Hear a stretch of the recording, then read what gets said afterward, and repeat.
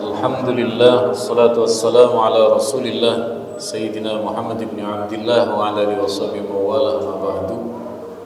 Hadirin wal hadirat, juga pemirsa TV 9, Alhamdulillah kita kali ini mempelajari tentang salah satu keistimewaan yang dianugerahkan oleh Allah kepada umat Nabi Muhammad SAW, yakni Lailatul Qadar. Apa saja Lailatul Qadar, tanda-tandanya seperti apa, cara mendapatkannya bagaimana, kalau perempuan apakah bisa untuk iktikaf ke masjid, dan beberapa hal lain. Misalnya yang sering ditanyakan kepada saya itu ketika bertugas menjadi security, menjadi satpam. Saya kalau menjadi satpam tidak bisa ke masjid. Lalu bagaimana misalnya satpam ataupun orang yang bekerja malam yang tidak bisa ke dalam masjid, bagaimana cara mendapatkan Lailatul Qadar dan seterusnya. Kita awali, Lailatul Qadar itu disebut dengan Qadar karena di malam itu Allah memutuskan, Allah menetapkan takdir. Qadar dalam kitab Faidul Qadir karya Imam Al-Munawi, Abdul Rauf Al-Munawi dari Mesir, ayil qada wal hukmi bil umur, hampir sama dengan malam nisfu Sya'ban. Cuma bedanya kalau nisfu Sya'ban itu tidak berubah, tetap nisfu Sya'ban. Sementara kalau Lailatul Qadar itu pindah-pindah, tidak diketahui, makanya harus dicari, harus diikhtiarkan. Disebut Lailatul Qadar ini walima fihi taktubuhu fihal malaikah minal aqdar allati takunu minha ila sanatil qamilah. Karena malam Lailatul Qadar itu Allah memerintahkan malaikat untuk menulis, mencatat apa yang akan terjadi, ketentuan dalam 1 tahun. Jadi di malam Lailatul Qadar, di samping meminta doa ampunan, juga meminta takdir, minta rezeki, minta keluarga tentram, minta nopo mawon, apa saja yang menjadi keinginan kita dalam 1 tahun. Kemudian awalnya bagaimana? Kok tiba-tiba ada Lailatul Qadar? Oh, bukan tiba-tiba Lailatul Qadar. Ada latar belakang. Latar belakang itu ada sebab. Jadi kalau ada seorang perempuan tiba-tiba lahir, kan tidak tiba-tiba, tapi ada pernikahannya secara umum, kecuali Sayyidah Maryam dan Nabi Isa alaihi wassalam. Jadi ada sebab akibat. Awalnya dulu Nabi menceritakan 4 orang dari Bani Israel. 4 orang ini Nabi semua. Nabi Ayyub, Nabi Zakaria, Nabi Yusha, dan Nabi Hizkil. Ini Nabi ya, tapi bukan termasuk yang 25, bukan, tetapi nabinya Bani Israel. Jadi kalau sampean ziarah ke Palestina, di Palestina itu ada salah satu kuburan, itu kuburannya Nabi Hizkil ini. Beliau berempat ini beribadah kepada Allah selama 80 tahun, tidak berbuat maksiat. Ketika Nabi menceritakan 4 sahabat ini, 4 nabi dari Bani Israel ini, para sahabat Rasulullah para sahabat Nabi ingin bisa melakukan ibadah 80 tahun. Karena umatnya Rasulullah itu biasanya tidak nyampe usia 80. Ada yang usia 60 sudah isdad, ada usia 50 sudah kena penyakit berat, tidak lama setelah itu kemudian meninggal. Maka Nabi diantaranya berdoa. Nabi itu meminta kepada Allah, ya Allah, panjenengan menjadikan umat Rasulullah itu usianya pendek. Karena usianya pendek, amalnya tidak bisa banyak. Maka kemudian diantara belas kasihnya Allah, Allah menurunkan Lailatul Qadar ini. Jadi Lailatul Qadar itu meskipun ada di antara kita yang misalnya hidup cuma 50 tahun, tapi dapat Lailatul Qadar sekali saja, itu sudah punya tabungan amal ibadah 80 tahun. Kalau dalam 10 tahun dapatnya, berarti dapat 800 tahun. Jadi monggo kita semuanya, mumpung masih hidup, masih belum mati, kita berikhtiar untuk mendapatkan Lailatul Qadar. Karena kematian kan kita tidak tahu, boleh jadi jenengan duluan atau saya yang belakangan. Baca enaknya, iya saya yang pegang mic gitu. Jadi mumpung kita masih hidup, kita mencari Lailatul Qadar, berikhtiar mencari Lailatul Qadar. Dapat atau tidaknya kita tidak tahu. Nanti di akhirat begitu dilihat catatan amal, ternyata sudah dapat Lailatul Qadar. Yang terpenting kita berikhtiar, berusaha. Kapan letaknya? Nah, ini ada hadisnya. Jadi ada seorang sahabat berkisah. Sahabat ini menceritakan bahwa Nabi melakukan iktikaf di 10 hari pertama. Di 10 hari pertama Rasulullah beriktikaf. Setelah malam 11, Nabi kemudian didatangi malaikat Jibril. Muhammad, yang kamu cari tidak ada di 10 hari pertama, yang kamu cari ada di depan. Maka kemudian Nabi beriktikaf pada malam 10 hari kedua. Sampai kemudian malam 10 hari yang kedua, berarti malam ke-20, malaikat Jibril datang lagi. Muhammad, yang kamu cari bukan sekarang. Jadi innalladzi tatlubu amamak, yang kamu cari masih ada di depan.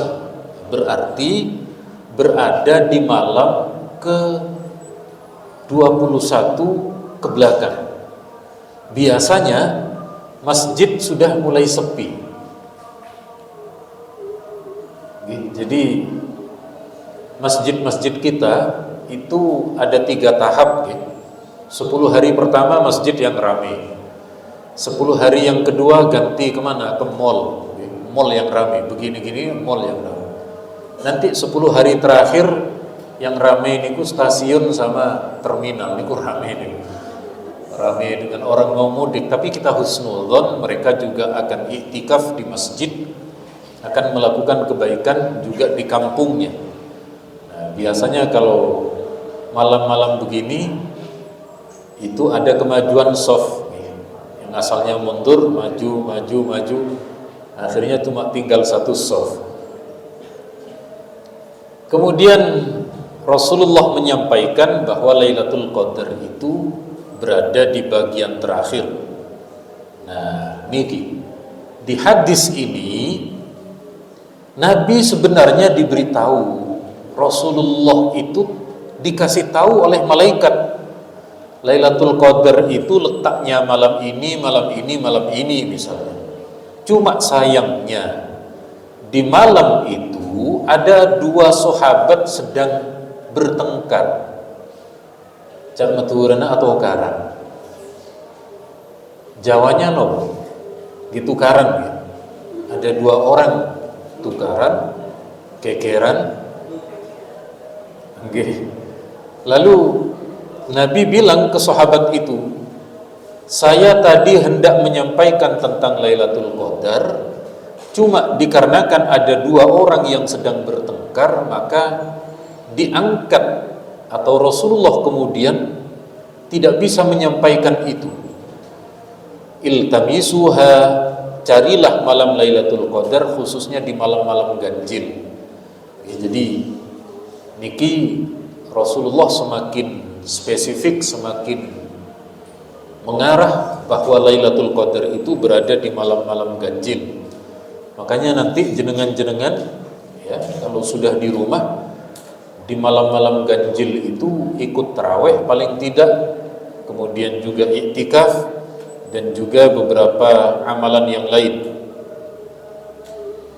Hadis ini mengajarkan kepada kita dalam riwayat Imam Bukhari, kata Sayyidah Aisyah, kana Nabi sallallahu alaihi wasallam idza dakhala al-ashru syadda mi'zarah. Kalau Nabi menjelang 10 hari terakhir dari bulan Ramadan, Nabi semakin kencang mengikat sarungnya. Mi'zar itu izar, izar itu pakaian di bagian bawah. Kalau bagian atas namanya rid. Wa ayqadha ahla, putra-putri Nabi dibangunkan oleh Nabi, diajak untuk beribadah. Jadi kalau kali panjenengan monggo mengamalkan ini. Kalau di kota besar seperti di Surabaya niku digalakkan niki, diramaikan, baik Masjid Ampel, Masjid Al-Akbar, dan biasanya masjid-masjid di perumahan niku lebih ini lebih banyak. Tidak hanya itu, masjid-masjid kampung juga. Kemudian ini bagaimana kalau perempuan, kalau wanita, apakah perempuan juga diperbolehkan datang ke masjid? Ada hadis riwayat Imam Muslim, sebenarnya dalam Bukhari juga ada. Nabi bersabda, la tamna'u nisa'akumul masajid. Jangan halangi, jangan dilarang. Kalau ada istri kita mau ke masjid, idza sta'dzannakum ilaiha, asalkan perempuan istrinya minta izin. Nah, jadi istri kita itu kalau minta izin ke masjid diizinkan. Terus bagaimana kalau ada hadis yang menjelaskan bahwa perempuan itu lebih utama sholat di rumah? Betul, ada hadis itu. Akan tetapi ketika kemudian masjidnya itu aman, misalnya masjid itu di dekat rumah, atau seperti di kota ada perumahan itu kan tidak bisa dimasuki karena ada akses pintu masuk, atau seperti di kota besar karena banyak polisi patroli, maka perempuan boleh ke masjid dengan syarat pertama izin ke suami. Kalau suaminya mengizinkan, bahkan bareng diantar sama suami, lebih bagus. Yang kedua, tidak boleh menor. Nopo menor nih? Tidak boleh terlalu tebal bedaknya. Juga tidak boleh terlalu memakai minyak wangi berlebihan. Kasihan suaminya. Kalau keluar pakai minyak wangi, kalau di rumah pakai minyak angin, kan kasihan suaminya. Kalau keluar pakai salon kecantikan, kalau di dalam pakai salon epas. Ini suaminya yang batuk ini. Jadi istri macak, istri mewangikan diri itu ke suami, bukan untuk ke laki-laki lain. Jadi yang terpenting faktor keamanan ketika keluar ke dalam masjid, keluar menuju masjid, niku kalau aman monggo, tidak ada masalah. Yang terpenting itu tadi ini tidak terlalu menor. Menor niku bagaimana? Pakai bedaknya tebal sampai setengah senti, atau pakai bengis sampai ke separuh bibir, separuh pipi. Kalau sampai separuh pipi bukan dandan cantik namanya, nopo, ondel-ondel. Di Madura nopo namanya ondel-ondel. Onde-onde. Allahumma sholli ala Muhammad. Pun. Terus sekarang bagaimana kalau ada orang misalnya seperti tadi ada yang bertugas menjadi security, satpam, atau di malam hari harus belanja ke pasar, harus mengantar barang ke pasar. Tadi saya dapat dari dokter, bagaimana kalau di malam itu dokter menjaga di IGD, menjaga di tempat ruang, kalau ada orang tiba-tiba sakit malam hari dirawat secara darurat. Kalau perempuan, nuhun sewu, ada yang datang bulan. Kemudian misalnya apapun yang kira-kira tidak bisa ke masjid, maka ini riwayatnya. Jadi sahabat Anas bin Malik radhiyallahu an, beliau katakan, al-amal fi lailatul qadr was-sadaqah was-salah waz-zakah afdalu min alfi syahrin. Jadi amal ibadah apa saja, amal soleh apa saja, boleh jadi sholat di masjid, tapi tidak harus sholat. Boleh jadi sedekah, boleh jadi zakat, mengeluarkan zakat di malam itu bertepatan dengan Lailatul Qadar, atau sedang menolong orang, atau yang sedang menjadi dokter tadi, niat menolong orang lain. Kalau yang bertugas menjadi satpam, niat untuk melindungi, niat untuk memberi kenyamanan dan keamanan. Perbuatan-perbuatan baik itu bernilai sama seperti ibadah 1000 bulan. Zikir apa bisa? Sakit, Pak. Jadi zikir misalnya di malam itu panjenengan memperbanyak zikir, nopo baca sholawat, apakah kemudian zikir dengan bacaan nopo mawon, niku sekali lagi tidak harus iktikaf di masjid, tidak harus kemudian melakukan ngaji di dalam masjid, tidak harus, di luar pun bisa, di luar pun bisa.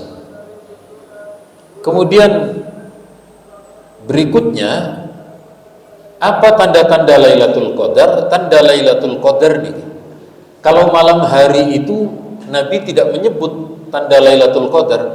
Tanda Lailatul Qadar itu pagi, kira-kira jam 6, jam 7 ketika matahari terbit itu. Jadi dalam riwayat Imam Ahmad ini Nabi bersabda, "Sabihatul Lailatul Qadr tatlu'u syamsu la syu'a'a laha." Ketika pagi hari Lailatul Qadar itu matahari terbit niku terang tapi tidak panas. Kata orang Jawa, tidak sumuk. Kata orang Madura, panas tapi tidak ojang. Ojang niku napa bahasa Indonesia? Tidak kegerahan. Betul, tidak kegerahan. Jadi tapi terang. Pagi niku terasa terang. Berarti malamnya itu Lailatul Qadar. Pertanyaannya, kenapa Nabi menyebut tanda Lailatul Qadar itu pagi? Supaya orang itu menyesal, kenapa saya tadi malam tidak beribadah. Jadi makanya di malam-malam ganjil itu, kulo kali panjenengan kita semuanya berikhtiar. Andaikan di malam itu kita kebetulan Lailatul Qadar, lalu kemudian pagi hari terbit matahari terang dan tidak ada panas, panjenengan tidak rugi. Berarti alhamdulillah, tepat ini tadi malam itu sudah pas. Bagaimana cara mendapatkan Lailatul Qadar? Ini dari imam kita, dari Imam Asy-Syafi'i. Ini sebenarnya rahasia, tapi bukan nopo-nopo kita kaji bersama. Imam Syafi'i menyampaikan di murid-muridnya. Jadi begini, Lailatul Qadar itu, man syahidal isya was subha lailatul qadr faqad akhadha bihadhihi minha. Barang siapa di malam Lailatul Qadar dia melakukan isya berjamaah, subuh berjamaah, maka di malam itu dia mendapatkan Lailatul Qadar. Kalau panjenengan misalnya sedang tugas atau sedang berada di tempat tertentu, ngajak teman untuk berjamaah isya, nanti isyanya berjamaah, andaikan di luar masjid, Nanti pokoknya subuhnya sholat bareng, meskipun itu di pos, meskipun itu di musola, pokoknya ada teman yang diajak berjamaah. Dari mana pendapat Imam Syafi'i ini? Pendapat Imam Syafi'i ini bersumber dari hadis. Ini hadisnya. Salawatan dulu ya. Salatullah salamullah ala Taha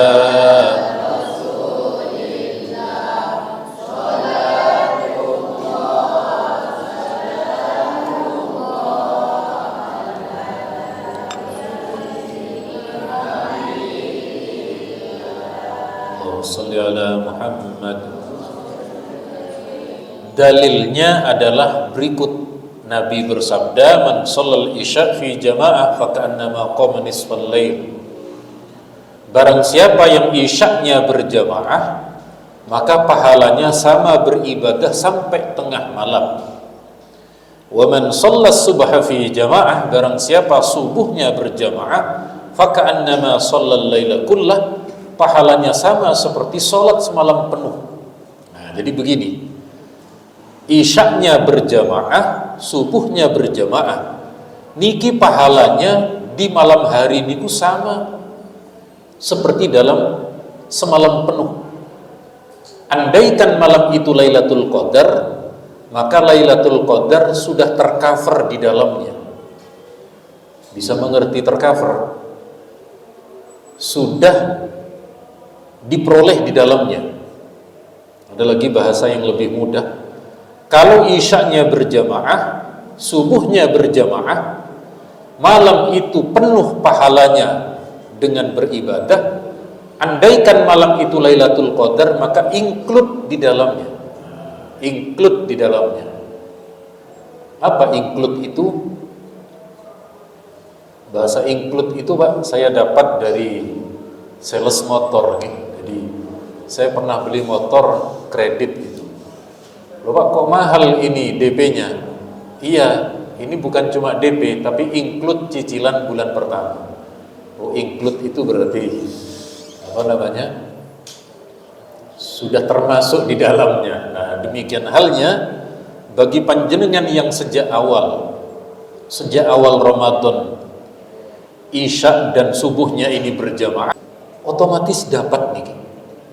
Nah, cuma bagi yang belum bisa berjamaah sepenuhnya, maka seperti tadi, paling tidak ada beberapa amalan-amalan yang lain. Atau paling tidak ini. Jadi Sayyidah Aisyah, beliau pernah bertanya kepada Nabi, ya Rasulullah, ara'aita in alimtu ayyu lailatin Lailatul Qadar ma akulu fiha. Kata Rasulullah bertanya kepada Nabi, wahai Nabi, kalau saya tahu di malam itu ada Lailatul Qadar, apa yang saya baca Nabi? Nabi mengajarkan ini. Allahumma innaka afuwun karim tuhibbul afwa fa'fu anni. Jadi misalnya ada ibu-ibu atau bapak-bapak yang memang tidak bisa ke masjid, yang tidak bisa beribadah karena kewajiban dan tugas yang lain, malam itu memperbanyak ini. Allahumma innaka afuwun karim tuhibbul afwa fa'fu anni. Kalau panjenengan sedang sendiri membaca fa'fu anni. Kalau panjenengan minta doa untuk anak, untuk istri, fa'fu anna. Fa'fu anni, ampuni saya. Fa'fu anna, ampuni kami. Kalau istilah ilmu di pondok, fa'fu anni itu mutakallim wahdah, untuk sendiri. Tapi kalau mutakallim ma'al ghair, ini fa'fu anna. Maka sekali lagi kulo kaliman jenengan, ketika berhalangan dalam satu aktivitas ibadah, maka kemudian memperbanyak bacaan dari yang diajarkan oleh Nabi kita kepada Sayyidah Aisyah, yakni doa yang biasa. Nah, doa ini biasa dibaca oleh kiai-kiai kita selesai tarawih. Itu tujuannya apa? tujuannya andaikan malam itu adalah malam Lailatul Qadar, maka kula kali panjenengan kita semua sudah mendapatkan dari Lailatul Qadar itu. Monggo selawatan lagi. Tawassalna bi bismillah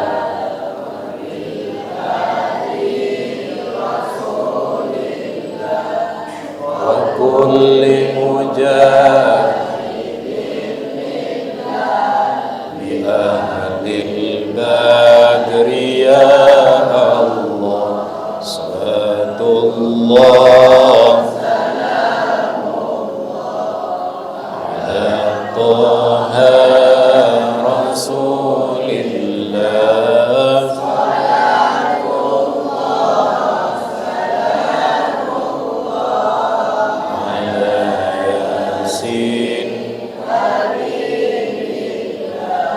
Salli ala Muhammad. Kalau kemudian misalnya tidak bisa beribadah, maka masih ada yang namanya bersedekah. Misalnya tadi yang disampaikan itu bagi kita ini yang kemudian meskipun tidak banyak, misalnya tiap malam Ramadan bersedekah tidak terlalu banyak ke fakir miskin, andaikan kemudian kebetulan itu Lailatul Qadar, maka sekali lagi pahalanya jauh melebihi dari usia kita. Kita sedikit mempelajari tentang manfaat sedekah. Di antara sedekah itu ada manfaat untuk bisa meminta kesembuhan untuk keluarga kita. Jadi di hadis ini Nabi bersabda, "Dawu mardakum bis-shadaqah." Obatilah orang-orang yang sakit di antara keluarga kita dengan sedekah. Jadi misalnya ada anak kita, ada orang tua yang sakit, tetap ke dokter, tetap mencari obat, lalu sertai dengan sedekah sambil berdoa, ya Allah, semoga dengan sedekah ini panjenengan memberi kesembuhan untuk anak, untuk orang tua, untuk keluarga. Hadis ini diriwayatkan oleh Imam Tabrani, Al-Baihaqi dan lain sebagainya. Kemudian sedekah itu juga yang akan menjadi sangu kita nanti di alam kubur. Ini hadisnya, idza matal mu'min kanatis salatu 'inda ra'si. Kalau ada orang Islam yang meninggal dunia, maka yang menyertai, yang bersama dengan kita di alam kubur, pertama adalah salatnya, yang kedua adalah sedekahnya. Pahala itu berada di dekat kepala, dikembalikan oleh Allah di kepala kita. Sedekah ada di tangan sebelah kanan kita. Wasiyamu 'inda sadri, pahala puasa ada di dada kita, ada di dada. Jadi saya tanya, Pak, panjenengan pernah ikut mengantar jenazah ke liang lahat? Pernah ya? Sering. Ada yang pernah dibaringkan di situ? Semoga yang hadir oleh Allah diberi sehat panjang umur semuanya. Kalau baca doanya kenceng-kenceng berarti tidak mau mati duluan memang. Jadi masih pingin lama, betah memang hidup ini. Kita tahu mereka yang diletakkan di liang lahat itu, yang ditidurkan miring lalu ditutup dengan papan itu, dia sendiri di alam kubur, di tempat yang gelap, gak ada lampunya di dalam, gak ada HP juga di dalam, Pak. Kalau ada HP yang diletakkan di dalam, diambil lagi sama anaknya itu. Anaknya bilang nanti, percuma Pak, di kubur gak ada sinyal, makanya diambil lagi. Ya, jadi begitu di alam kubur itu menyendiri, yang menemani, yang ngerencangi, sengancain kata orang Madura, adalah amal ibadah ini. Amal ibadah kita yang paling dekat dengan kita adalah sholat yang kita lakukan, sedekah yang pernah kita berikan kepada fakir miskin, dan puasa yang kita jalani khususnya di bulan Ramadan, dan puasa sunnah yang lain. Tidak cuma itu, Pak, nanti di akhirat ketika hari kiamat niku, Nabi bersabda dalam hadis riwayat Imam Ahmad ini, kullu mri'in fi dhilli sadaqati. Ketika nanti di akhirat yang semua dalam kondisi kepanasan, tidak ada naungan kecuali naungan dari Allah, bagi orang yang pernah bersedekah ini, sedekah menjadi payung bagi orang tersebut ketika perjalanan dari alam akhirat, dari alam kubur sampai kemudian ke dalam surga Allah. Amin ya rabbal alamin. Jadi yang terpenting kula kali panjenengan ada dari sebagian harta yang disedekahkan, meskipun tidak banyak gitu, tetap untuk fakir miskin dan lain sebagainya. Pada intinya ini yang bisa saya sampaikan. Mungkin ada pertanyaan, saya persilahkan. Jelas nama bonten gitu Pak? Jelas tadi. Kalau yang santri-santri biasa ngaji begini Pak, sudah jelas ya. Ibu-ibu mungkin ada yang ditanyakan?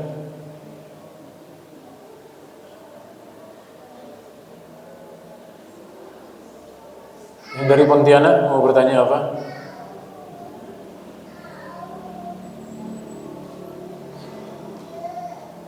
Sampun. Oke.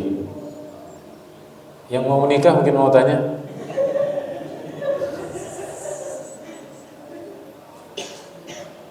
Pemberian dari Allah dikarenakan kemuliaan Nabi Muhammad. Andaikan bukan Nabi Muhammad, umat-umat terdahulu tidak diberi. Maka sekali lagi ini adalah anugerah dari Allah. Meskipun kita usianya nanti tidak terlalu panjang, usianya tidak terlalu lama di dunia, kalau punya aset tabungan Lailatul Qadar, andaikan misalnya Lailatul Qadar itu dapat 4 tahun misalnya, kita akan memiliki amal ibadah seperti 400 tahun. Padahal usia kita tidak ada yang mencapai 400 tahun. Makanya sekali lagi, perjalanan hidup kita masih panjang. Perjalanan hidup itu tidak berakhir di dunia, dan ini bukan kehidupan yang satu-satunya, tetapi perjalanan hidup masih panjang.